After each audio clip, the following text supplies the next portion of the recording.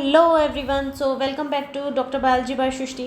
आज का हमारा टॉपिक था, जैसे कि हमने प्रॉमिस किया था, हम बात करेंगे आज ऑर्गेनिज्म एंड पॉपुलेशन के बारे में। तो हम वही सोच रहे हैं कि चलिए अब शुरू करते हैं इस टॉपिक को, ऑर्गेनिज्म एंड पॉपुलेशन के बारे में। तो गाइज़, अगर आप लोगों को समझ में आ रहा है तो प्लीज़ इसको लाइक करें, शेयर करें, सब्सक्राइब कीजिए और अपने और जो फ्रेंड्स हैं जो 12th में हैं या फिर जो नीट देने वाले हैं उनको आप इसको शेयर कर सकते हैं, ठीक है।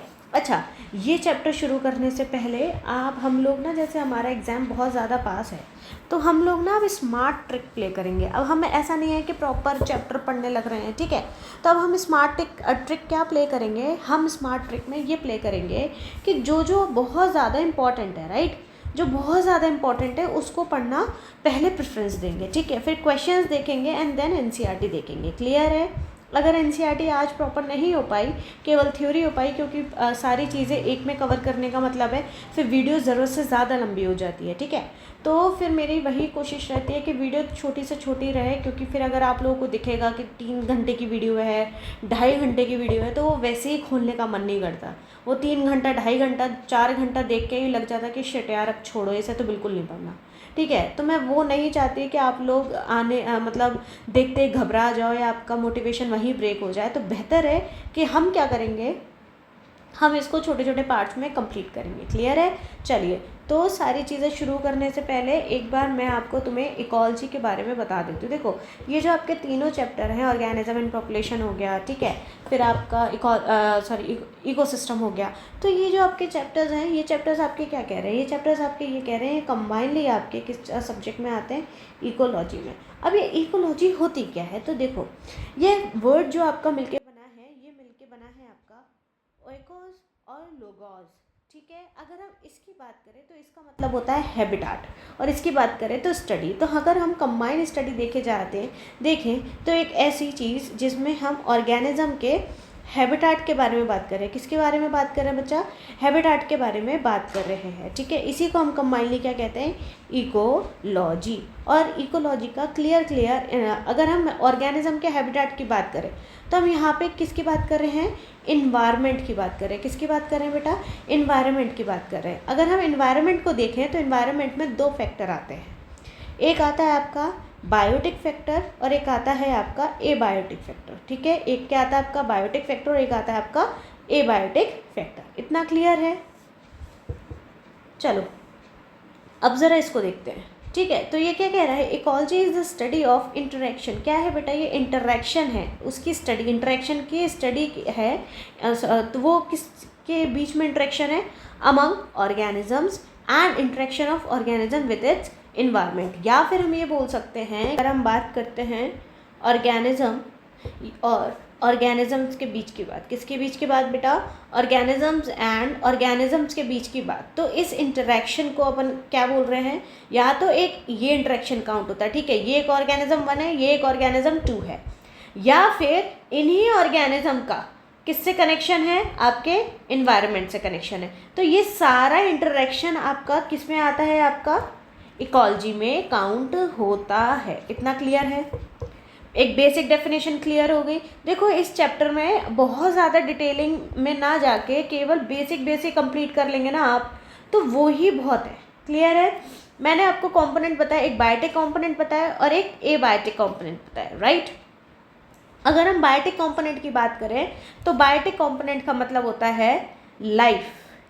एबायोटिक कंपोनेंट का मतलब होता है जो बायोटिक के लिए तो इम्पॉर्टेंट है, ठीक है, क्या? जो बायोटिक के लिए तो इम्पॉर्टेंट है बट डायरेक्टली लिविंग नहीं है, ठीक है। मतलब आप ये समझो कि सपोज करो एक कोई प्लांट है, ठीक है। तो आपको क्या लगता है, जो प्लांट है, जो आपका प्लांट है, आपको क्या लगता है? क्या उसको सॉइल की ज़रूरत नहीं है? क्या उसको वाटर की ज़रूरत नहीं है? क्या उसको सनलाइट की ज़रूरत नहीं है?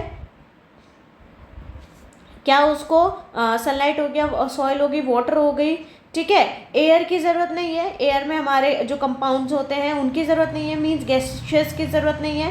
क्या उसको टेम्परेचर की ज़रूरत नहीं है? बेटा, डायरेक्टली जो डिपेंड है किस पे? बायोटिक किस पे डिपेंड होता है बेटा? हम बोल सकते हैं directly as well as indirectly, ठीक है, directly as well as indirectly, अगर जो चीज़ डिपेंड है किस पे, एबायोटिक फैक्टर पे। किस पे डिपेंड है बेटा, एबायोटिक फैक्टर पे। तो हम बोल सकते हैं कि एबायोटिक फैक्टर वो फैक्टर्स होते हैं जो बायोटिक के लिए हेल्पफुल होते हैं, जो कि लिविंग, प्रॉपरली लिविंग नहीं है पर इम्पॉर्टेंट है किसके लिए, लिविंग के लिए। क्लियर है इतना? आगे बढ़े। यहाँ पे एक आता है question, Indian father of ecology. India या इंडियन फादर कौन है इकोलॉजी के? तो वो प्रोफेसर रामदेव मिश्रा जी हैं। कौन है बेटा? प्रोफेसर रामदेव मिश्रा जी।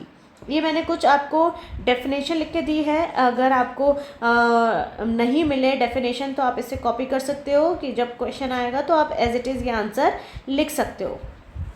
ठीक है, फिर उसके बाद अगर हम बात करें इनके यूनिट्स की, किसकी बात करें बेटा हम?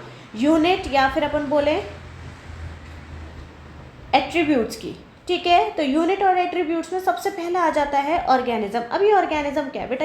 Organism is a unit of ecology. किसकी यूनिट है ये? ऑर्गेनिज्म क्या है? Unit of ecology. क्लियर है? यूनिसेलुलर भी होती है और मल्टी सेलुलर भी होती है, स्मॉल भी होगी और बिग भी होगी साइज में। फिर आता है बेटा लास्ट मतलब नेक्स्ट पॉपुलेशन। पॉपुलेशन क्या है बेटा? एक पर्टिकुलर एरिया, अब डिपेंड करता है कि आपने एरिया क्या सिलेक्ट किया है, उस पर्टिकुलर एरिया में कितने आपकी स्पीशीज़ रह रही हैं। ठीक है, वो भी पॉपुलेशन। ये इंटर स्पेसिफिक भी होगा और इंटर रिलेटेड भी होगा। कैसे? कि या तो स्पीशीज़ ए में की कितनी वैरायटी हैं, ठीक है, कितनी पॉपुलेशन है, एक ये हो गया। या फिर एक पॉपुलेशन ये हो गई कि A B C D, means कितने टाइप की आपकी पॉपुलेशन है। क्लियर है? नेक्स्ट आता है कम्युनिटी, ग्रुप ऑफ पॉपुलेशन। किसका? Group of population is called community. ठीक है, इन अ पर्टिकुलर एरिया। जाहिर सी बात है, ये सेम बेटा मैंने डेफिनेशन दे रखी है। अगर हम साइज़ की बात करें, पॉपुलेशन साइज और डेंसिटी की, उसमें तीन चीज़ें इफेक्ट करती है। एक physical counting, means it is a direct count of individual per unit area या volume is ideal for the small population. कोई स्मॉल पॉपुलेशन है, सपोज करो हमें ये देखना है कि इस पर्टिकुलर एरिया में कितने ट्री हैं, हमने काउंट कर लिया। ठीक है, नेक्स्ट है the by percentage of cover और biomass. It is use when individual count is not appropriate. वहाँ पे हम 1 2 3 नहीं कर सकते हैं। क्यों? क्योंकि वो ऐसे नंबर में दिख ही नहीं रहे हैं, या दिख रहे हैं तो बहुत हैं। ठीक है, such as comparing one layer large banyan tree with the small, ये क्या यहाँ से कुछ कट गया है, ठीक है, विथ स्मॉल पार्थेनियम। ओके, यहाँ पे स्मॉल पार्थेनियम है। ठीक है, विथ स्मॉल पार्थेनियम प्लांट। अगर हम एक बेनियन ट्री की बात करें और उसके कंपेयर में पार्थेनियम प्लांट की बात करें, या फिर छोड़ो, अगर हम एक ट्री, कोई भी ट्री ले लो और उसके कंपेयर में ग्रास की बात करें, तो क्या आप काउंट कर सकते हैं ग्रास को? आप मुझे बस इतना बता दो, आप नहीं कर सकते, पर हाँ आप ट्री को काउंट कर सकते हैं। ठीक है, कि इस पर्टिकुलर एरिया में कि 24 हैं या फिर 25 हैं। क्लियर है? नेक्स्ट आ जाता है आपका by relative density. It is an indirect method of calculation. ये क्या है बेटा? इनडायरेक्ट मेथड है आपका कैलकुलेशन का। ठीक है, इसमें मैंने एग्जाम्पल दे रखा है, तो आप इसको भी कंप्लीट कर सकते हैं। फिर आ जाता है बेटा नेक्स्ट टॉपिक है आपका बर्थ रेट। अच्छा, हम बर्थ रेट को ही क्या बोल रहे हैं? नेटिलिटी बोल रहे हैं। बर्थ रेट को ही क्या बोलते हैं हम? नेटिलिटी बोलते हैं। ठीक है, फिर आता है डेथ रेट। ये भी बहुत इंपॉर्टेंट है बेटा। डेथ रेट को ही हम क्या बोलते हैं? मोर्टेलिटी बोल रहे हैं। क्लियर है? अब इसको कैसे काउंट करेंगे? It is expressed as a number of the birth per 1000 individual of a population per year. ठीक है, तो ये कैसे कैलकुलेट हो रहा है? एक साल में हमारे कितने इंडिविजुअल है, means 1000 individual of a population per year count हो रहे हैं। क्लियर है? जैसे सपोज करो, if in a pond there were 20 lotus है। ठीक है, कितने फ्लावर हैं लोटस के? 20 है last year. Through reproduction 8 new plant added. अब कितने प्लांट ऐड हो गए बेटा? 8। किसमें? आपके 20 में। तो अगर इसका हम रेशो निकालें तो क्या निकलेगा? इसको डिवाइड करेंगे और फिर इसका आंसर क्या है? 0.4 ऑफस्प्रिंग पर लोटस हमारा खिल रहा है। ठीक है, अब यही चीज़ हम इसमें ऑपोजिट कर देंगे, किसका? डेथ रेट निकालेंगे, तो उसका भी मैंने एग्जाम्पल दे रखा है, आप समझ सकते हैं। तो यहाँ पे फ्रूट फ्लाई का मैंने डेटा निकाला है, तो कितना है? 0.1। ठीक है, फिर आता है sex ratio. It is express as the number of females per 1000 mails, means पर 1000 मेल में कितने नंबर ऑफ फीमेल्स प्रेजेंट है, उससे निकाला जाता है आपका sex ratio. Of a population in a given time, पर हाँ इसमें टाइम स्पेसिफिक है, ठीक है। Suppose 986 ratio indicate that in a population there are 980 females per 1000 mail, तो 1000 मेल में कितनी फीमेल्स हो गई, ऐसे करके हम काउंट करते हैं। फिर नेक्स्ट आता है immigration, it is a number of an individual of the same species that migrate into the habitat from elsewhere during the time of the consideration। तो क्या हो रहा है इमिग्रेशन में, क्या हो रहा है बेटा, वो माइग्रेट कर जा रही है, क्या हो रही है, वो माइग्रेट कर जा रही है। इधर क्या है इमिग्रेशन में, number of individual of a population who left the habitat, अब ये क्या कर रहा है, अपने ही हैबिटाट को चला गया छोड़ के, और कहाँ चला गया, कहीं और चला गया। क्लियर है, इतना क्लियर है। यहाँ पे देखो कंफ्यूज मत होना, ये कह रहा है number of individual of a same species that migrate into the habitat, वो क्या हो रही है, माइग्रेट करके आ रही है, मीन्स अपना हैबिटाट छोड़ के दूसरी साइड आ रही है, ठीक है। फिर यहाँ पे अपनी जगह छोड़ के दूसरी साइड जा रही है। इसको तुम इस डायग्राम से समझोगे तो बहुत अच्छे से समझ आ जाएगा। मैंने हर एक चीज़ का बेटा डायग्राम बना रखा है, ये देखो यहाँ पे आप पे इस पे ना क्वेश्चन भी बन जाता है, तो आपको इसके प्लस और नेगेटिव साइन याद होने चाहिए। अगर हम बात कर रहे हैं कि सपोज करो आपसे कोई बोलता है कि इस पर्टिकुलर एरिया में पॉपुलेशन डेंसिटी निकालो, ठीक है, क्या निकालनी है हमें, पॉपुलेशन डेंसिटी, तो उसके लिए क्या क्या फैक्टर्स लगेंगे, तो आपको क्या लगता है कि इसमें सबसे पहला फैक्टर क्या लगता होगा। देखो बेटा अभी मैंने आपको बताया नेटिलिटी और मोर्टेलिटी, तो अगर हम इसकी बात करें तो पॉपुलेशन डेंसिटी निकालने के लिए हमें नेटिलिटी भी लगेगी, क्लियर है, और हमें मोर्टेलिटी भी लगेगी या मोर्टेलिटी भी लगेगी, ठीक है। तो मीन्स हम बोल सकते हैं हमें बर्थ रेशियो भी पता होना चाहिए कि कितने लोगों का बर्थ हुआ है, कितने बच्चे पैदा हुए हैं और कितने लोग मर चुके हैं, ठीक है, तभी तो हम निकालेंगे, वरना कैसे निकालेंगे। फिर उसके बाद फिर कौन से लोग हमारे इंडिया में आ गए हैं, ठीक है। अगर हम इसकी बात करें, इंडिया की बात करें, तो कहाँ हमारे इंडिया में कितने लोग ऐड हुए हैं, तो ये क्या हुआ, एडिशन हो गया। फिर कितने लोग डिडक्ट हो गए हैं, ठीक है, कितने लोग डिडक्ट हो गए, अब ये क्या है, एमिग्रेशन हो गया। तो हो क्या रहा है यहाँ पे, तो ये सारे फैक्टर जब तक आप ना देख लो तब तक आप पॉपुलेशन डेंसिटी नहीं निकाल सकते हो, इतना क्लियर है। चलो अगर हम देखें तो देखो यहाँ पे क्या है, इमिग्रेशन का साइन क्या आई है, क्या है इसका साइन, इमिग्रेशन का साइन है आई और ये प्लस। फिर पॉपुलेशन डेंसिटी में मोर्टेलिटी मींस डेथ वाले रेशियो का माइनस हो गया। फिर इमिग्रेशन की बात करें तो ये भी माइनस। बेटा इनके साइन याद रखना, क्लियर है, इसमें कोई डाउट, इसमें कोई डाउट बताइए, सब दिक्कत, कोई दिक्कत तो नहीं है बेटा, गुड। चलो नेक्स्ट सेम हमने यहाँ पे दे रखा है, refer to the number of birth, फिर रेफर नंबर ऑफ डेथ, और यहाँ पे इमिग्रेशन और एमिग्रेशन दोनों दे रखा है, ठीक है।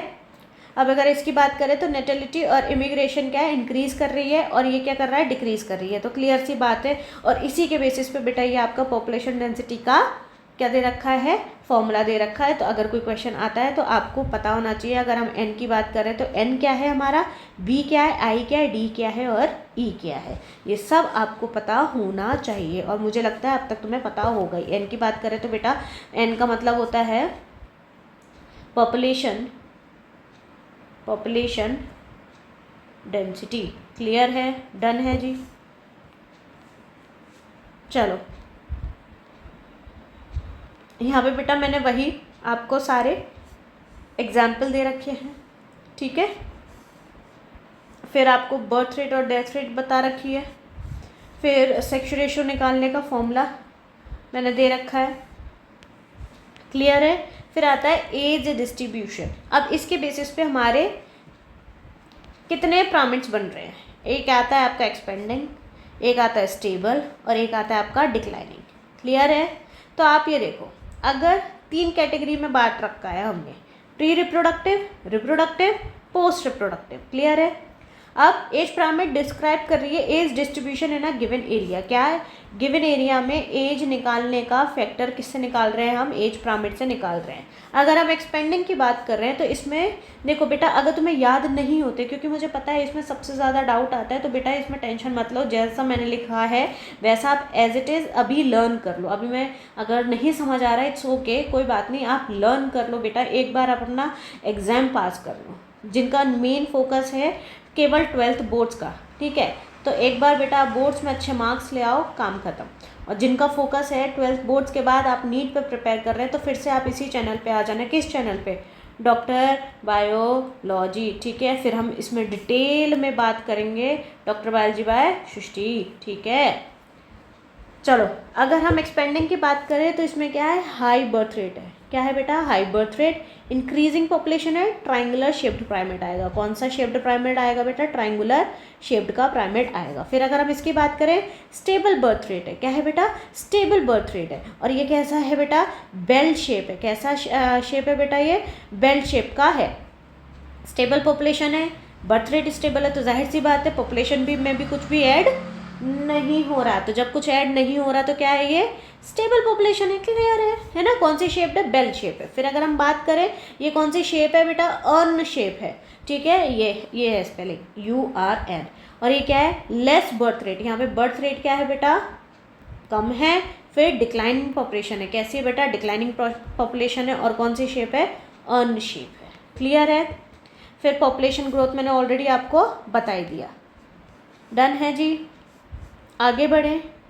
नेक्स्ट टॉपिक है बेटा, वो क्या है आपका? पॉपुलेशन ग्रोथ के बारे में। क्या है हमारा नेक्स्ट टॉपिक? वो है आपका पॉपुलेशन ग्रोथ के बारे में। तो अगर हम ये देखें कि ये पॉपुलेशन ग्रोथ होती क्या है, ठीक है, तो हम क्या बोलेंगे?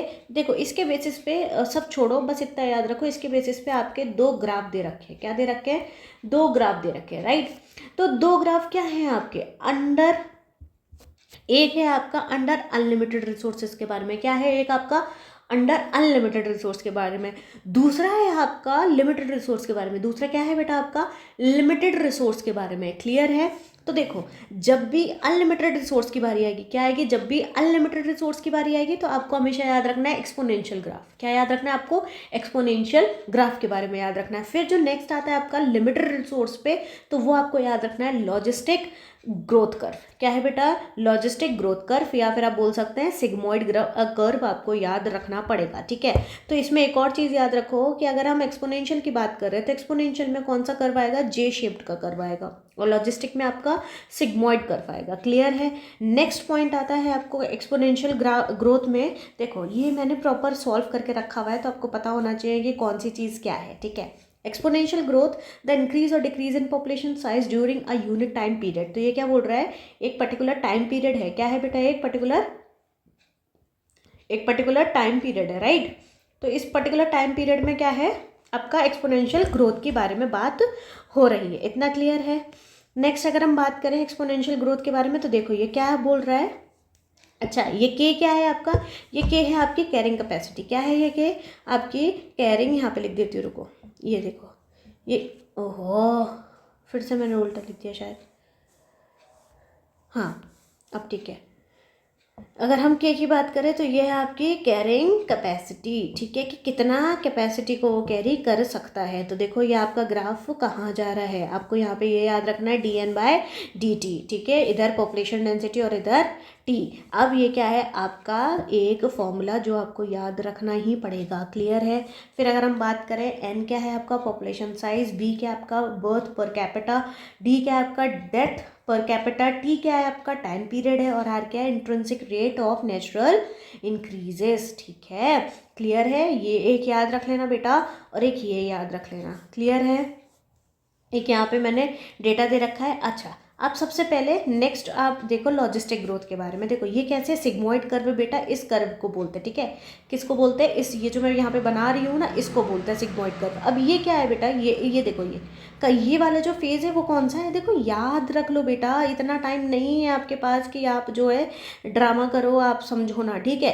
तो समझो, क्लियर कट। ये हो गया आपका लेग फेस, ये हो गया आपका लॉग फेस, फिर ये आपका क्या है? डिक्लेरेशन। ये वाला पॉइंट जो है, ये रुको, ये हट जाए फिर दिखाती हूँ। ये वाला पॉइंट क्या है आपका? डिक्लेरेशन वाला पॉइंट। और ये क्या है आपका बेटा? स्टेशनरी है। अब यहाँ पे कंटिन्यू रहेगा, ठीक है। तो लॉजिस्टिक हमारा कब बनता है? इसमें 2 पॉइंट आए थे। ये क्या है हमारा? सिग्मॉइड कर्व होगा, ठीक है। अब ये सिग्मॉइड कब होगा? मैं यहाँ पे फिर से दिखा देती हूँ बेटा, जब आपका लिमिटेड रिसोर्स होगा। क्या होगा? लिमिटेड। तो ये क्या हो रहा है कि एक पॉइंट के टाइम पे बड़ा बड़ा बड़ा बड़ा बड़ा, और बढ़ते बढ़ते जब हमारा रिसोर्स हमारी कैरिंग कैपेसिटी तक रीच हुआ, and then it's stationary. Clear है? तो देखो यहाँ पे वही आ गया, यहाँ पे n इक्वल्स टू क्या है, k है। क्लियर है? नेक्स्ट आता है लॉजिस्टिक ग्रोथ का, मैंने यहाँ पर आपका थ्योरी दे रखी है, तो इसको थोड़ा सा पढ़ लेना। डन है? नेक्स्ट अगर हम बात करें बेटा, आपका है लाइफ हिस्ट्री के बारे में कि क्या क्या है। देखो वेरिएशंस ये आपको इवोल्यूशन में देखने को मिलेंगे। इवोल्यूशन में आपको डार्विन फिटनेस के बारे में बता रखा है, रिप्रोडक्टिव फिटनेस के बारे में बता रखा है, और आपको पॉपुलेशन फिटनेस के बारे में बता रखा है। डार्विन फिटनेस की बात जब भी होगी बेटा, तो आपको एक चीज़ याद रखनी, वो क्या है, हाई आर वैल्यू। क्या है यहाँ पे, हाई आर वैल्यू, आपको ये याद रखनी पड़ेगी। क्लियर है? इसमें कोई डाउट तो नहीं है? आगे चले, चलो। अब देखो, अगर हम टाइम ऑफ रिप्रोडक्शन की बात करें, once in a lifetime Pacific salmon fish हुआ करती थी, बैम्बो ट्री हुआ करते थे। नहीं, ये वाला पॉइंट यहाँ से नहीं है, रुको।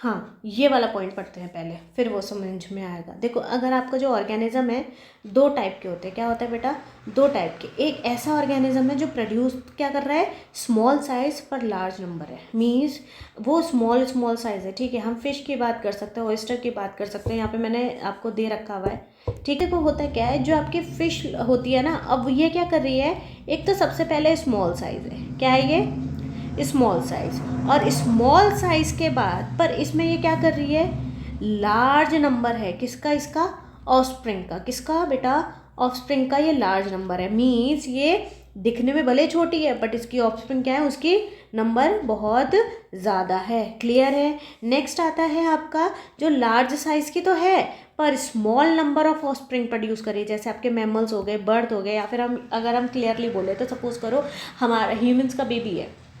ठीक है, ह्यूमन का बेबी 9 महीने में एक बार पैदा हुआ। ठीक है, अब 9 महीने में जब वो एक बार पैदा होगा, तो अब वो उसकी पूरी लाइफ है ना। दूसरे बेबी में 4 साल का, या फिर हम बोले 3 साल का, या 1 साल का गैप होता है। ठीक है, तो हो क्या रहा है कि यहाँ पे बेटा आपका लार्ज साइज है। हम क्या है, लार्ज साइज पे, पर नंबर ऑफ पॉपुलेशन या नंबर ऑफ ऑफस्प्रिंग क्या है, कम है। बट अगर हम फिश की बात करें, या हम बटरफ्लाई की बात करें, बटरफ्लाई तो नहीं बोलेंगे, आप इंसेक्ट्स की बात कर लो, आप मस्किटो को भी बात कर लो, तो वो सब क्या हो रहा है, उसमें होता ये है कि उसमें नंबर क्या है, ज़्यादा है। यस, नंबर क्या है, ज़्यादा है, पर जो साइज़ है वो क्या है, कम है। इतना डन है? चलो, नेक्स्ट आ गया आपका पॉपुलेशन इंटरेक्शन के बारे में। तो एक होता है आपका इंटर स्पेसिफिक। अच्छा, ये बहुत इंपॉर्टेंट है, इसमें आपको 2-3 चीज़ें याद रखनी है। अगर कभी भी कोई प्लस का साइन आ रहा है, तो मीन्स बेनिफिट की बात हो रही है। क्या हो रही है बेटा, उसमें बेनिफिट की बात हो रही है। अगर नेगेटिव का साइन आ रहा है, तो मीन्स नेगेटिव की बात हो रही है, या फिर बोले डेट्रीमेंटल की बात हो रही है, मीन्स वो घट गया है। क्या हो रहा है, वो घट गया है। फिर नेक्स्ट आता है जीरो की बात हो रही है, तो जीरो का मतलब क्या, वहाँ पे न्यूट्रल हो गया। क्या हो गया बेटा, वो न्यूट्रल हो गया, खत्म।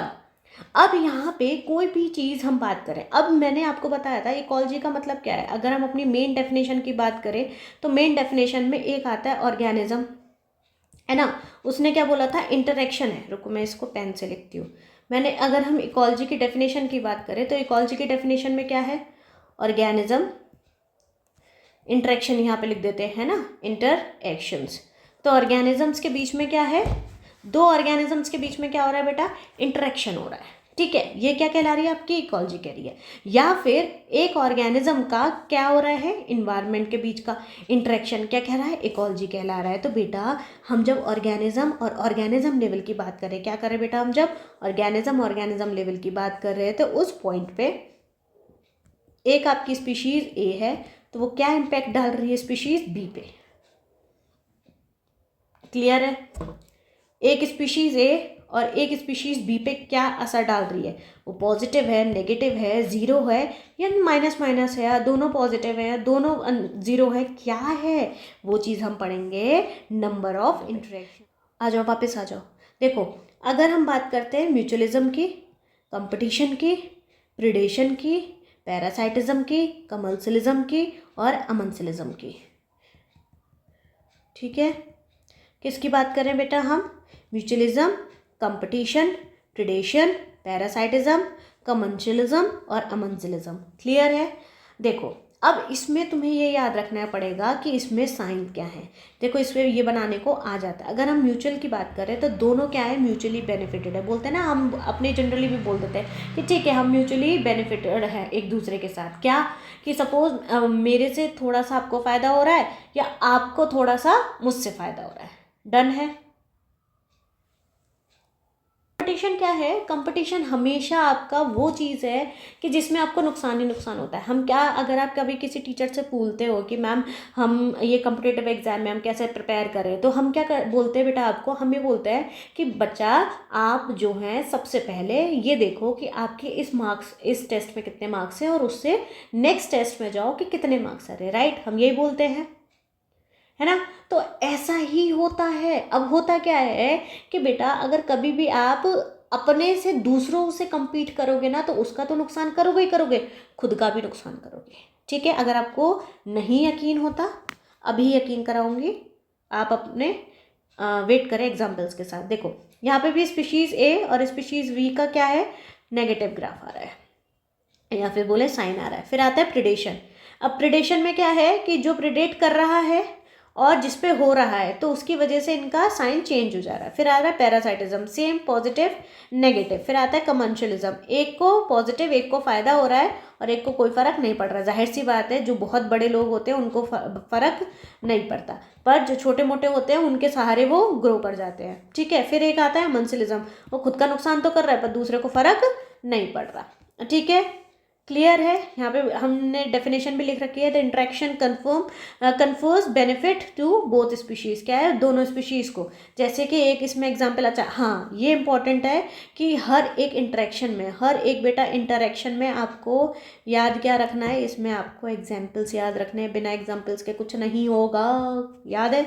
चलो अगर हम माइक्रोराइजे की बात करें, interaction of fungi and root of higher plants. अगर हम रूट्स की बात करें किसके, हायर प्लांट्स के प्लस फंगाई के, तो ये क्या कर रहा है बेटा, ये आपका पॉजिटिव साइन है दोनों के लिए, म्यूचुअलिज्म शो कर रहा है। अब फंगाई क्या करता है, इंक्रीज सरफेस एरिया। फंगाई क्या कर रहा है, सरफेस एरिया बढ़ा देता है। मोर एब्जॉर्प्शन, मिनरल्स को एब्जॉर्ब कर रहा है। फिर मेक सॉइल सॉल्ट रेजिस्टेंस, क्या कर रहा है, सॉइल को सॉल्ट रेजिस्टेंस बना रहा है, मीन्स ड्रॉट से लड़ने की कैपेसिटी। फिर रूट क्या कर रही है, उसको शेल्टर प्रोवाइड कर रही है, किसको, फंगाई को। फिर नेक्स्ट आता है आपका फिग और वास्प वाला, ये तो एनसीईआरटी ने भी दे रखा है।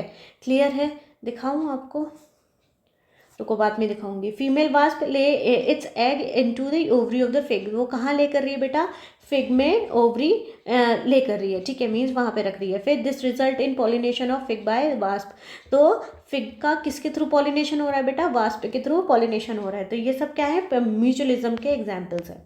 फिर आता है आपका ये तीसरा एग्जाम्पल, इसमें भी म्यूचुअलिज्म है। फिर आता है नेक्स्ट पोलन नेक्टस। अब इनके लिए एक नया लाइन पड़ी है, ये थोड़ा आप पढ़ लेना। ठीक है, फिर उसके बाद नेक्स्ट अगर हम बात करें बेटा आपके, ये देखो भर भर के मैंने एग्जाम्पल्स लिखे हैं। अगर अब भी आपको अगर लगता है, अच्छा हाँ एक ये इंपॉर्टेंट कंपोनेंट है, एक ये क्या है, ये है आपका लाइकेन वाला कंपोनेंट। ठीक है, ये close association with the between fungi और एल्गी की बात कर रहा है। राइट, तो फंगल कंपोनेंट की बात करें तो क्या है, माइकोबायंट।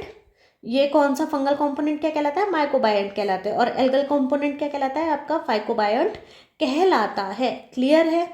फिर अगर हम बात करें तो प्रोवाइड शेल्टर टू एल्गे, क्या कर रहा है, एल्गे को शेल्टर प्रोवाइड करता है, absorption of H2O and minerals. फिर अगर हम इसकी बात करें, फोटोसिंथेसिस कर रहा है और ये उसको प्रोवाइड करती है फूड, किसको, फंगल को। ठीक है, ये देखो एल्गी क्या है आपका, एल्गी आपका, अगर हम एल्गी की बात करें तो एल्गी क्या है, एल्गी बेटा आपका प्लांट में आता है। ठीक है, और ये क्या करता है, फोटोसिंथेसिस कर सकती है, क्या कर सकती है, फोटोसिंथेसिस कर सकती है। ठीक है, फिर अगर हम बात करें इसमें फंगाई की, फंगाई बेटा ग्रीन कलर की तो होती है, पर ये फोटोसिंथेसिस नहीं कर सकती। याद से भी याद रखना, भूल के भी भूलना नहीं। ठीक है, मेरी मेहनत का थोड़ा सा रिजल्ट दे दो मुझे। खैर, फिर हम कमर्शियलिज्म की बात कर रहे हैं, पॉजिटिव और zero. In this interaction one of the species is benefited and the other one is neither harmed और बेनिफिट, उससे कोई फर्क नहीं पड़ रहा, ठीक है। सबसे बेस्ट एग्जांपल है एपिफाइट्स ऑफ मैंगो। अब बेटा आपने देखा होगा जो मैंगो ब्रांचेस होती है ना, तो आप कभी देखना बहुत सारी बारिश हो जाएगी ना, तो आपको लगेगा ओ ब्रांचेस पे क्या हो रहा है, छोटे छोटे नए नए पौधे आ रहे हैं, बेटा वो एपिफाइट कहलाते हैं, ठीक है। तो उससे ब्रांच को फर्क नहीं पड़ता। सेम ये मैंने उसका डिटेल वर्जन दे रखा है। फिर आपका बर्नैकल्स ऑन वेल, आपने वेल देखी होगी, ठीक है। तो वेल क्या है, ये शिट मेरी मछली बहुत ही बुरी बन गई, खैर जो भी है। तो ये हमारी सपोज वेल थी, है ना, ये वेल है हमारी। अब ये वेल क्या कर रही है बेटा, इस वेल पे बहुत छोटे छोटे तुम देखे होंगे ऐसे उसकी लेयर पे बर्नैकल्स चिपक जाते हैं, छोटे छोटे छोटे छोटे कीड़े होते हैं, तो उस पर चिपक जाते हैं, ठीक है। अब बेनिफिट क्या है, इनको शेल्टर मिल जाता है। बड़े एक आपने वो देखा है, इसको आप ऐसे समझो कि सपोज कोई गुंडा है, ठीक है। अब वो गुंडा क्या कर रहा है, वो गुंडा ये कर रहा है कि वो उसे कुछ करना नहीं है, वो साइड रोल में है ना, वो किसी मर्डर के में हाथ है ना किसी चीज़ में हाथ है, बस ये है कि हम भाई के साथ रहते हैं, ठीक है। कोई भाई है, कोई एकदम एकदम बहुत राउडी टाइप है, कोई डॉन है, उसके साथ है, खामखा है, पर उन्हें क्या, उन्हें उससे प्रोटेक्शन मिल रही है। बकवास नहीं करना, क्या होगा, भाई के साथ है ना, तो एक दबदबा बन जाता है। ये वही स्मार्ट वाले है, क्लियर है। नेक्स्ट सेम एग्जाम्पल्स बेटा भर भर के दे रखे हैं, देख लेना। फिर आता है पैरासाइटिज्म, इसका भी सबसे बेस्ट एग्जाम्पल है कस्क्यूटा, आपका पैरासाइटिज्म है, ठीक है। जहाँ पे ग्रो करता है वही खा जाता है उसको। अगर आप कभी अमरबेल को देखोगे तो वो उसका नाम ही बहुत छांट के रखा हुआ है, उसका नाम क्या है, अमरबेल, और कर क्या रही है भाई, खुद तो अमर हो जा रही है, और जिस पे बैठी हुई है वो गया, ठीक है। तो बहुत सारे ऐसे एग्जाम्पल्स हैं बेटा, भर भर के एग्जाम्पल्स हैं, आप एक बार इसको पढ़ लेना, क्लियर है। फिर आता है सबसे इंपॉर्टेंट इसमें मलेरियल पैरासाइट। अब मलेरियल पैरासाइट क्या है, वेक्टर, ठीक है। इसमें दो वेक्टर होते हैं, एक आपका फीमेल एनोफ्लीज और एक आपका ह्यूमन। अब ह्यूमंस में ये सबसे पहले कहाँ जाती है, लिवर पे एक्ट करती है, ठीक है। कहाँ पे एक्ट करती है, लिवर में एक्ट कर रही है। अब फिर वहाँ पे जाके क्या कर रही है, एसेक्सुअल मोड ऑफ रिप्रोडक्शन करती है। फिर वहाँ से निकल के ये वापस से फर्टिलाइजेशन करने के लिए कहाँ चली जाती है बेटा, और एक कॉम्पोनेंट भी रिलीज करती है विच इज़ कॉल्ड हीमोजॉइन कॉम्पोनेंट, ठीक है। अब ये जो हीमोजॉइन रिलीज करती है, इसी की वजह से हमें चिलनेस आ रही है। तो ये क्या है, ये एक मलेरियल पैरासाइट, ये किसका एग्जाम्पल है, आपका पैरासाइटिज्म का एग्जाम्पल है, क्लियर है। Next liver fluke, fish, snail और ह्यूमन, एक ये भी एग्जाम्पल है। फिर दो तरीके के पैरासाइट होते हैं, एंडो और एक्टो। एंडो का मतलब इनसाइड, जो हमारे अंदर रहते हैं, और एक्टो का मतलब जो बाहर रहते हैं, जैसे हमारे सर में जुएं, और वो डॉग्स के छोटे छोटे टिक्स मिलते हैं वो भी, ठीक है। फिर ब्रूड पैरासिटिज्म, अब इस पे आता है special parasitism which is not a true parasitism. ये क्या है बेटा, ये ट्रू पैरासिटम नहीं है, ठीक है।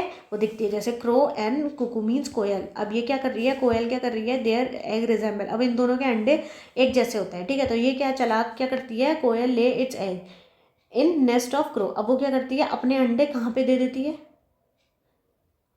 अरे भाई देखो ना, क्रो के नेस्ट में दे देती है, ठीक है। इसी को हम बोलते हैं ब्रूड पैरासिटिज्म। इतना क्लियर है, चलिए अब हम ज़रा एक बार एनसीईआरटी पे कवर कर लें। देखो सबसे पहले एनसीईआरटी ने वही सेम डेफिनेशन दे रखी है बायोलॉजिकल ऑर्गेनाइजेशन में। अच्छा ये क्या दे रखा है, उसने यहाँ से डिफाइन करना शुरू किया, जैसे सपोज करो सेल, सेल के बाद टिश्यू, ठीक है। टिश्यू के बाद आपका ऑर्गन, ऑर्गन के बाद ऑर्गन सिस्टम, और ऑर्गन सिस्टम के बाद ऑर्गेनिज्म। तो ओवरऑल ये क्या बोलना चाह रही है, वो बेटा ये बोलना चाह रही है कि आप छोटे लेवल से बड़े लेवल तक जाओ बेटा, होता आपका सब इकोसिस्टम, सब एक दूसरे से कनेक्ट हैं, कोई एक दूसरे से कनेक्शन के बिना। अगर हम सेल की बात करें तो सेल आपका मिलके आपके टिश्यू बना रहे हैं, टिश्यू आपके ऑर्गन्स बना रहे हैं, ऑर्गन आपके ऑर्गन सिस्टम, ऑर्गेनिज्म, और ऑर्गेनिज्म सीधा किससे लिंक है, बायोम बना रहा है, और बायोम आपके इकोसिस्टम से रिलेटेड हैं। समझ जाओ ये वाली बात, ठीक है। सेम देखो वही सारी चीज़ हम देखेंगे। देखो पॉपुलेशन एट्रीब्यूट्स आ गया, यहाँ पे इकोलॉजी की डेफिनेशन दे रखी है। इकोलॉजी इज दी, यहाँ पे देखो ecology is the basically concern with 4 level of biological organisation, organism, population, communities and biomes, खत्म।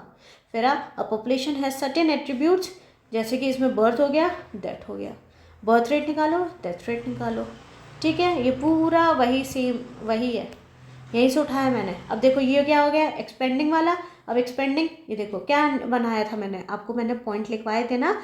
हम यहाँ पे क्या देख रहे हैं, हम एज देख रहे हैं। क्या देख रहे हैं बेटा, हम इसमें एज देख रहे हैं, ठीक है, एज देख रहे हैं, एज पैरामीटर्स देख रहे हैं। अब ये हो क्या रहा है, यहाँ पे एक क्या है आपका एक्सपेंडिंग है, एक आपका स्टेबल है और एक आपका डिक्लाइनिंग है। तो मैं पता होना चाहिए कौन सी शेप है, ये आपकी अर्न शेप है। ये कौन सी शेप है आपकी, ये आपकी बेल शेप है। ये आपकी कौन सी शेप है, ट्राइंगुलर शेप ही। क्लियर है।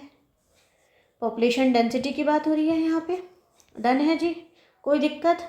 फिर अगर हम इसमें थोड़ा और आगे चले पॉपुलेशन ग्रोथ के बारे में, तो पॉपुलेशन ग्रोथ में हमारा नेटिलिटी आ गया, मोर्टेलिटी आ गया, इमिग्रेशन आ गया, एमिग्रेशन आ गया, ठीक है। अब ये जो सारे पॉइंट्स हैं बेटा जी, ये एज इट इज़ मैंने यहाँ पे उतारा है। इमिग्रेशन का पॉजिटिव, मोर्टेलिटी का नेगेटिव क्योंकि वो क्या है, डेथ है, फिर नेटिलिटी का पॉजिटिव, फिर इमिग्रेशन का, एमिग्रेशन का नेगेटिव। तो इन सब को मिला के क्या बन रहा है बेटा आपका, पॉपुलेशन डेंसिटी।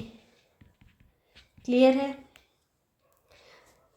बोला था ये याद रख लेना। तो अभी मैंने आपको क्या कह रहा, अभी चैप्टर पढ़ाया, तो मैं एनसीईआरटी में मैंने वो हाईलाइट करके दिखा रही हूँ आपको कि देखो बेटा अभी पढ़ा है। तो अपने दिमाग में ये मत रखना कि हम जो है हमने एनसीईआरटी नहीं पढ़ी, हमने ये नहीं किया, हमने वो नहीं किया। बेटा तुमने सब पढ़ लिया, अब अपने ऊपर भरोसा रखो। जब आप भरोसा रखोगे तब आप अच्छा परफॉर्म करोगे। क्लियर है, डन है, कोई दिक्कत, गुड। आगे चलें, देखो सेम इसमें बर्थ डेथ वही सब बात हो रही है।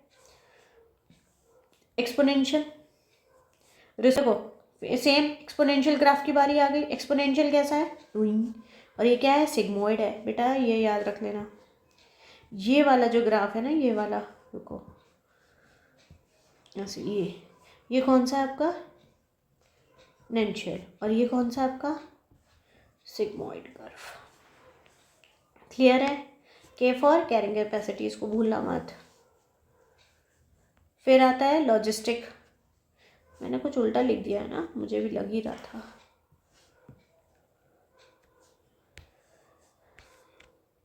अब अगर हम बात करें बेटा, ये देखो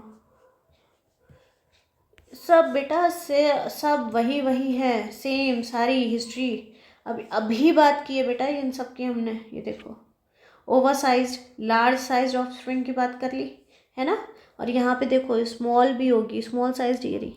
तो देखो बेटा अभी पढ़ा है हमने सब। फिर आ गया ये interaction, mutualism, competition, predation, parasitism, commensalism और अमेंशियलिज्म, ठीक है। Positive positive negative, negative positive, negative positive, negative positive, zero positive negative zero, ठीक है। उनके सबके एग्जाम्पल प्रेडेशन के भरे पड़े हैं बेटा ये पूरा। चलिए अब क्लियर है, इसमें कोई डाउट। ये है वो डायग्राम जो मैं बोल रही थी। अब ये देखो छोटी छोटी सी, ये मैं हाईलाइट कर देती हूँ। अब ये क्या है बेटा, ये आपका पॉलिनेशन करा रही है, ठीक है। चलो नेक्स्ट यहाँ पे क्वेश्चन आ जाता है बेटा आपका CBSE 18 का क्वेश्चन है। क्या है, how do mammals from colder climate minimise heat loss, state the rule.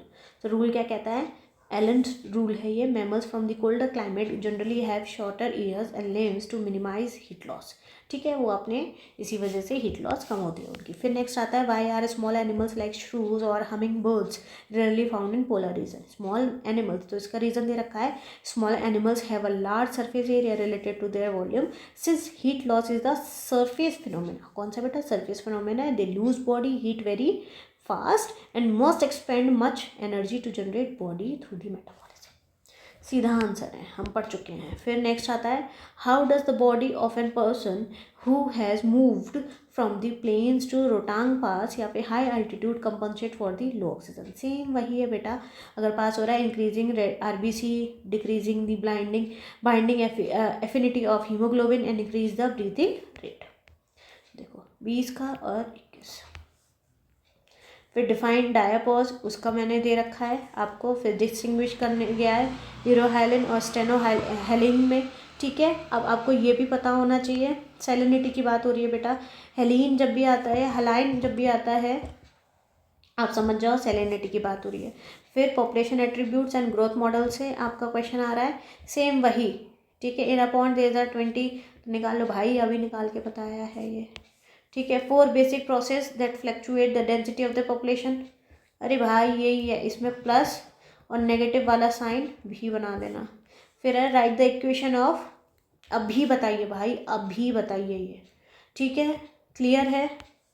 Next है के स्टैंड फॉर, इसलिए बार बार आपको हाईलाइट करवा रही थी, के स्टैंड फॉर कैरिंग कैपेसिटी। फिर है describe the shape of the growth curve where resources are unlimited. बाबा बेटा नोट्स पढ़ के चले जाओ, क्लियर है।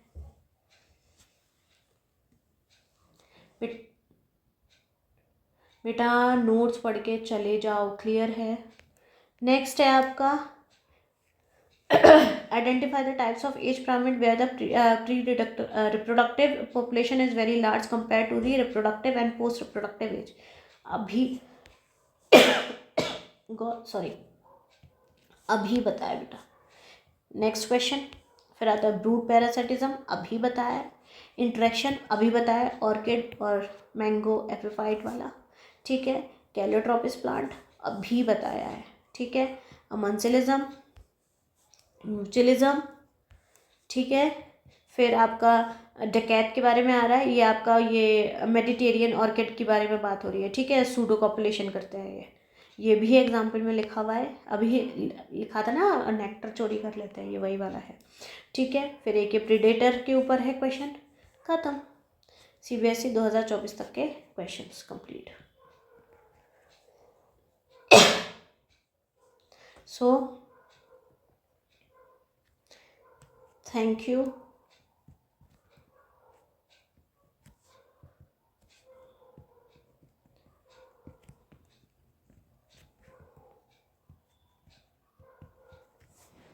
So thank you everyone. और अगर आपको ये अच्छे से समझ आया हो और आपने थोड़ा ये फील किया हो कि ओके फाइन वापस से हमारे चैप्टर रिवाइज हो गए हैं, तो प्लीज़ गाइज या बच्चों प्यारे प्यारे इसको सपोर्ट करो, लाइक करो, शेयर करो, जिसको इसकी ज़रूरत है आप उसको उस तक पहुंचा दो, ठीक है। ओके, तब तक के लिए बाय बाय, गुड नाइट।